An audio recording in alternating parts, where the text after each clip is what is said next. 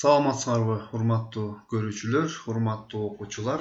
Бүгүнкү сабагыбыздын темасы чыныгы сандар. Бүгүнкү сабакта биз чыныгы сандар деп кайсы сандарды айтабыз, жана ошондой эле чыныгы сандарга кайсы сандар кирет экенин үйрөнөт экенбиз. Кана эмесе кеттик. Чыныгы сандар деп биз кайсы сандарды айтышыбыз мүмкүн? Келе биринчи сандардын түрлөрүн карап көрөлү. Сандардын кандай түрлөрү бар болду экен? Биринчи натуралдык сандар. Натуралдык сандар көптүгү десек болот экен. Натуралдык сандарга бул кайсы сандар кирет? Натуралдык сандарды биз n тамгасы менен белгилейт экенбиз. Натуралдык сандарга бул 1, 2, 3, 4, 5, 6, 7, 8, 9, 10, 11, 12 деп чексиз кетет экен. Мындайча айтканда, саноого жарактуу болгон сандарды биз натуралдык сандар деп коет экенбиз. Эстеп койгула, натуралдык сандар n тамгасы менен белгиленет. Жана ошондой эле мына ушундай тартипте болгон сандар кирип атат. Кийинки сандар көптүгүн карап көрөлү. Бул бүтүн сандар көптүгү. Бүтүн сандарды биз z тамгасы менен белгилейт экенбиз мынакей. Z тамгасына кайсыл сандар кирет экен? Z, то есть Z көптүгүнө же болбосо бүтүн сандар көптүгүнө. Бул байкасаңар, биякта натуралдык сандар көптүгү да кирип атат. Бүтүн сандарга жана ошондой эле 0, -1, -2, -3 чексизге кетет экен. Демек, бүтүн сандар көптүгүнө минус чексизден баштаган плюс чексизге чейинки бардык бүтүн сандарды киргизет экенбиз да. Белгилеп койдук биякта. Z эстеп койгула, биякта Z деген тамга менен белгилейт экенбиз. Кийинки сандарды карайлы. Кийинки сандар болсо рационалдык сандар экен. Рационалдык сандарга биз кайсы сандарды киргизебиз? Рационалдык сандарды биз деген Q деген тамга менен белгилейт экенбиз мынакей. Q деген тамга. Жана ошондой эле рационалдык сандарга мынакей 2ден 1 саны, 2,7, 7, -6, 0 мезгили 3 деп атабыз. -5,2, -5,6 деген сыяктуу сандарды биз рационалдык сандар көптүгүнө киргизет экенбиз. Байкасаңар, рационалдык сандар көптүгүндө -6 да жүрөт, жана 7 да жүрөт. Мындайча айтканда, рационалдык сандар көптүгүнүн ичинде бул бүтүн сандар болуп атат. Бүтүн сандар болуп атат. Жана ошондой эле бүтүн сандардын ичинде натуралдык сандар болуп атат. Бири-бири менен тыгыз байланыштуу экен. Эми кийинки санды карасак, кийинки сандар бул иррационалдык сандар. Иррационалдык сандарга бул кандай сандар кирет? Иррационалдык сандарга биз деген ондук бөлчөктөрдү киргизет экенбиз. Жөн эле ондук бөлчөктөрдү киргизбейт экенбиз, жөнөкөй эле болгон. Биз деген чексиз, мезгилсиз болгон ондук бөлчөктөрдү киргизет экенбиз. Мисалга карасак, биякта деген рационалдык санга деген 0 мезгил 3. Мынакта 3 чексиз кайталанат да. Ошон чексиз кайталанганда биз кашага жазып коет эмес белек. Мезгили 3 деп атабыз. Биз мезгили деп атабыз. Бул 3 кайталанып атат. Ал эми иррационалдык сандар көптүгүнө болсо мезгилсиз болгон, чексиз, мезгилсиз болгон ондук бөлчөктөрдү киргизет экенбиз. Биякта мисал жазып койдук. Баса I тамгасы менен, I тамгасы менен белгилейт экенбиз иррационалдык сандар көптүгүн. Жана ошондой эле, мисал бияка киргизип койдум. 0 үтүрдөн кийин 1, 2, 3, 4, 5, 6 деп чексиз кетип атат. Бул деген мезгилсиз дегенди түшүндүрүп атат да. Жана ошондой эле биякта тамыр алдында 2 кирет экен, E тамгасы кирет экен, жана Pi тамгасы кирет экен. Мына ушулар иррационалдык сандар көптүгүнө кирип атат. Мезгилсиз, чексиз ондук бөлчөктөр. Эми мындай кылалы. Келгиле ушу натуралдык сандар көптүгүн биз өзүнчө бир айлана белгилеп алалы. Мынакей мен натуралдык сандарды биринчи көптүгүн мына ушунун ичинде, могу айлананын ичинде бул бүт болгон натуралдык сандарды киргиздик деп коелу. Эми байкагыла, байкасаңар биякта деген бүтүн сандар көптүгү. Бүтүн сандар деген бүтүн сандарга натурал сандар да кирет бүтүн сандарга. Жана ошондой эле 0, -1, -2, -3 деп чексиз кетет экен. Демек, карасаңар, бүтүн сандарга натуралдык сандар дагы кирип атат, ичинде жайгашып атат. Анан ары кеттик кана. Эми биз деген рационалдык сандарды алдык. Рационалдык сандарга бул деген бөлчөк сандарды киргиздик дагы. Рационалдык сандардын ичинде деген бүтүн сандар бар эмес беле? Мына рационалдык сандардын ичинде бүтүн сандар да жайгашып атат. Жана ошондой эле андан сырткары ондук бөлчөктөр, жөнөкөй бөлчөктөр жана терс бөлчөктөр да жайгашып атат. Мынакей жана ошондой эле 0, -1, -2 да жайгашат. Жана ошондой эле рационалдык сандардын ичинде 1, 2, 3, 4, 5 деген сыяктуу натуралдык сандар дагы рационалдык сандардын ичинде жайгашып атат. Мынакей. Эми карап көрөлү. Иррационалдык сандарды кандайынан жайгаштырсак болот? Иррационалдык сандарды биз деген рационалдык сандарга иррационалдык сандарды рационалдык сандардын ичине киргизе албайт экенбиз. Биякта болсо иррационалдык сандарды өзүнчө жазат экенбиз. Мынакей өзүнчө жаздык. Пи тамыр алында 2 деп мисалы рационалдык санга тиешелүү болгон сандардын баары ушул айлананын ичине кирет деп элестетели.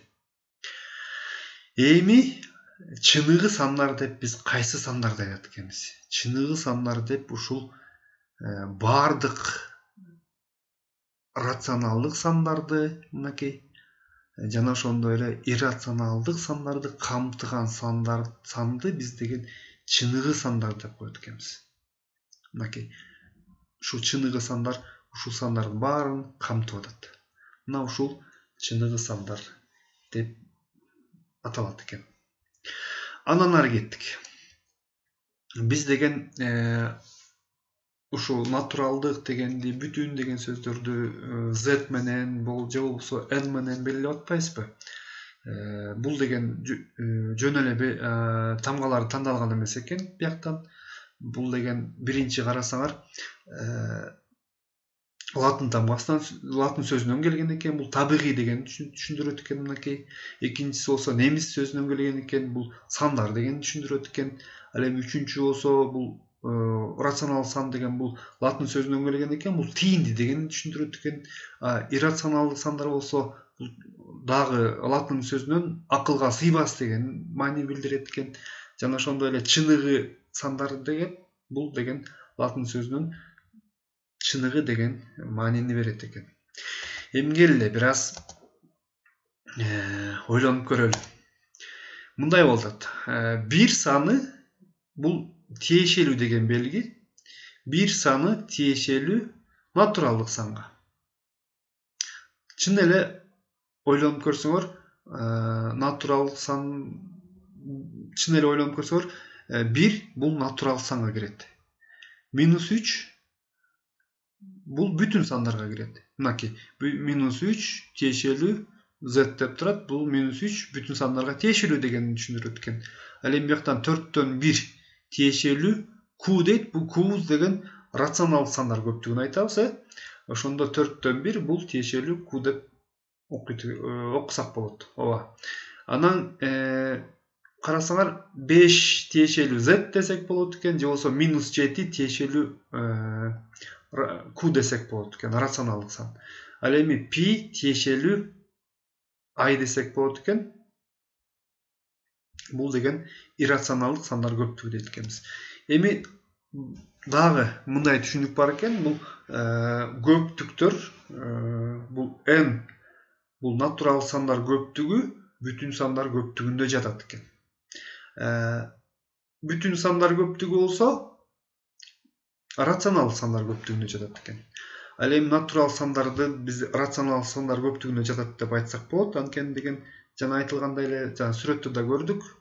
Натурал сандар болсо рационал сандарга тиешелүү экен. Жана ошондой эле натурал сандар чыныгы сандар көптүгүнө жатат деп да айтсак болот экен. Дагы бир мисал карап көрөлү. -4 тиешелүү эмес, мына могу тиешелүү эмес дегенди түшүндүрөт экен. -4 тиешелүү эмес натурал санга дейт. Чынында ойлонуп көрсөңөр, -4 натурал санга кирбейт да. Бул туура айтылыш экен. 0,7 тиешелүү эмес z деп атат. Бул чындыгында бул z бул деген бүтүн сандар көптүгү, бул 0,7 болсо бөлчөк сан болуп калат. Жана ошондой эле иррационалдык сандар бул деген рационалдык сандар көптүгүндө жатпайт дегенди түшүндүрөт экен. Келгиле эми биз тест иштеп көрөлү. Тест. Кунт кой уккандарга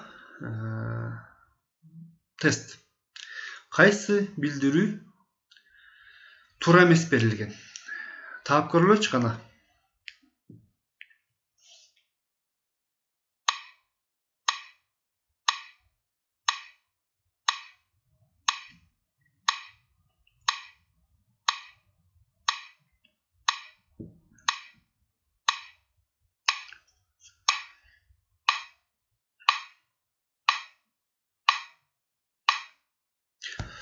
Таптыңар окшойт. Чындыгында байкасаңар, мынакей Г'сы бул туура эмес берилген экен. Мынакей 0,76 тиешелүү эмес Q деп атат, рационалдык санга дейт. Бул чынында рационалдык санга тиешелүү болот. Ошол себептен бул туура эмес берилген деп мына ушуну тандасак болот экен. Натуралдык сан бул чыныгы санга тиешелүү жатат экен. Чыныгы сандар көптүгүнө жатат экен. Б'сында болсо -6 чындыгында бул бүтүн сан, ооба, туура. В'сында болсо 9/1 бул рационалдык сан. Ошол себептен эң эле оптималдуу варианты же болбосо мына туура жообу бул деген Г'сы болуп эсептелинет экен. Кана эмесе биз дагы бир тест иштеп көрөлү. Табат бекенсиңер дагы барып байкап көрөлү. Кунт кой уккандарга тест. Кайсы билдирүү туура берилген? Кана эмесе убакыт кетти.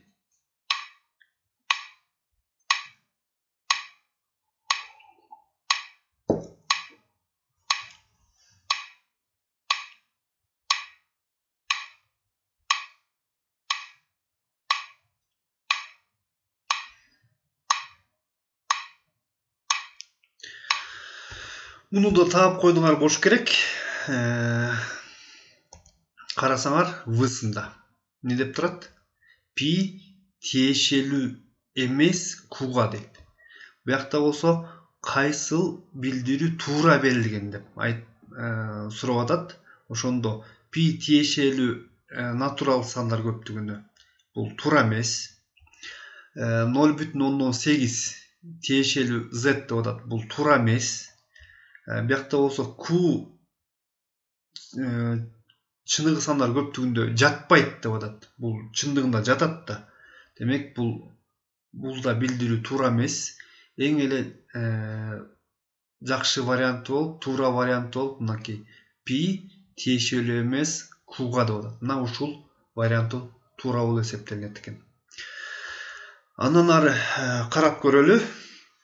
Келе саноогун элестетели. Саноогун элестетсек, келе саноогунда биз деген натуралдык сандарыбызды белгилейли. Жана ошондой эле нолду жана терс сандарды белгилейли. Мына ошондо биз деген бүтүн сандарды саноогунда бүтүн сандарды белгилеп койдук. Жана ошондой эле биз деген арасына рационалдык сандарды киргизсек болот экен, мынакей. Жана ошондой эле ушул эле саноогуна биз деген иррационалдык сандарды киргизсек болот экен.